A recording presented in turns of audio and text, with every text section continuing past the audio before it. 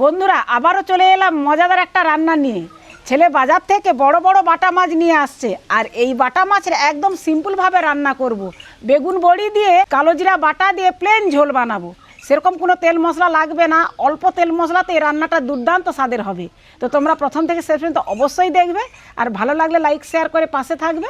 তো চলো প্রথমে মাছগুলোকে কেটে নিই।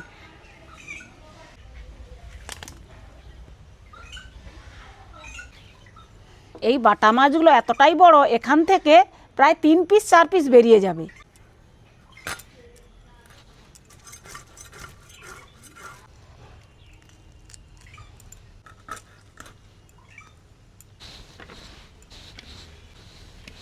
মাছ কেটে ধুয়ে নিয়েছি, এবারে মাছের মধ্যে নুন হলুদ মাখিয়ে দিব।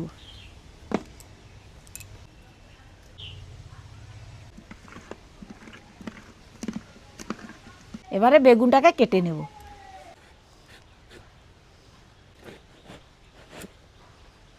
বেগুনটা কত সুন্দর নরম, আর শীতের বেগুন খেতে দারুণ লাগে, একটা মিষ্টি মিষ্টি স্বাদ লাগে।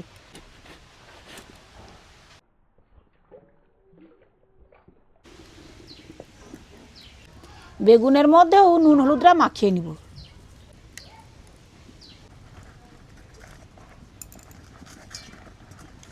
বেগুনটা কেটে নুন হলুদ মাখিয়ে নিয়েছি, এবার মশলাটা বেটে নেব। তার আগে মশলাগুলোকে একটু কড়াই ভেজে নেব। দিয়ে দিচ্ছি 3টা শুকনো লঙ্কা, ওই 1 চামচের মতো জিরা, আর 1 চামচের মতো কালো জিরা।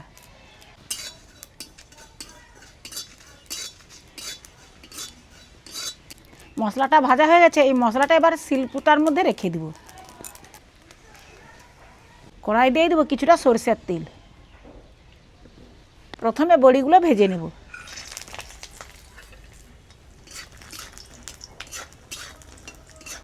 বড়িগুলো ভাজা হয়ে গেছে, এবারে তুলে নেব। এবারে মাছগুলো ভেজে নেব।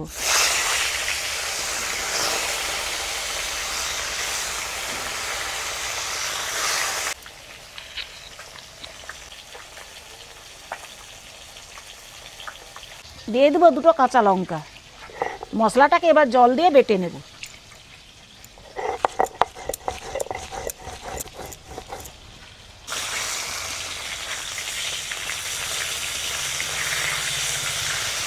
মাছগুলো ভাজা হয়ে গেছে, এবারে মাছগুলোকেও তুলে নেব।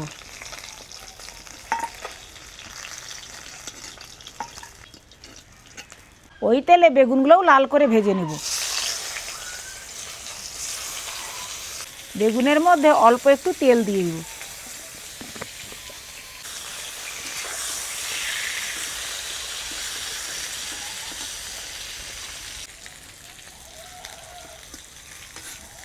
বেগুনগুলো ভাজা হয়ে গেছে, তুলে রাখবো।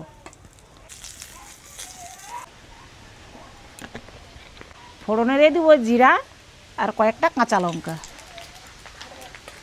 ফোড়নটা ভাজা হয়ে গেছে, এতে দিয়ে দেবো মশলা জল।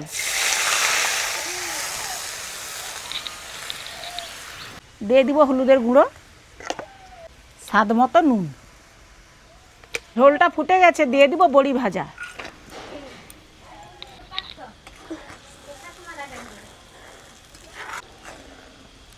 এই বড়িগুলো সেদ্ধ হতে একটু সময় লাগে, কারণ এতে আমরা পাকা চাল কুমড়ো দিয়েই বড়িটা দেই, সেই জন্য বড়িটা সেদ্ধ হতে একটু সময় লাগে। তেমনি বড়িটা সেদ্ধ হয়ে গেলে দারুণ খেতে লাগে, বড়ি একটুও ভাঙে না। বড়িগুলো একটু সেদ্ধ হয়ে একদম ডবল হয়ে গেছে ফুলে। এবার এই ঝোলের মধ্যে দিয়ে দিব ভাজা মাছ।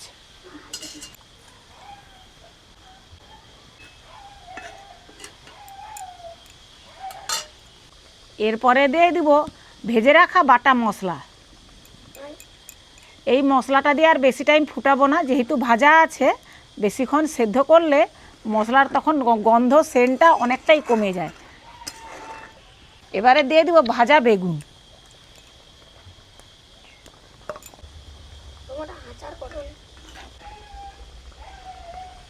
কালো জিরা বাটা দিয়ে বেগুন আর মাছের ঝোলটা হয়ে গেছে, এবারে ওর মধ্যে দিয়ে দিব কিছু ধনেপাতা কুচি।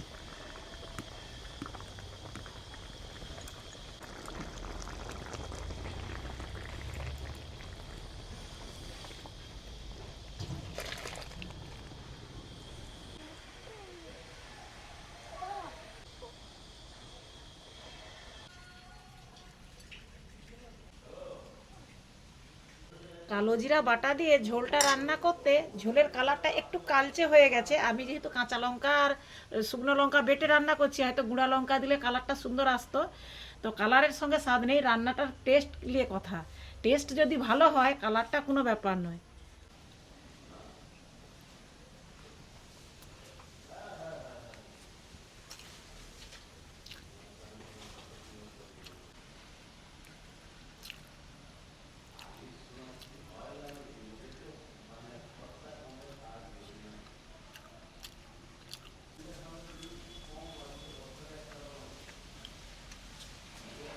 যারা কালো জিরা বাটা দিয়ে রান্না করে খেয়েছো তারা তো জানবে এর টেস্ট কি।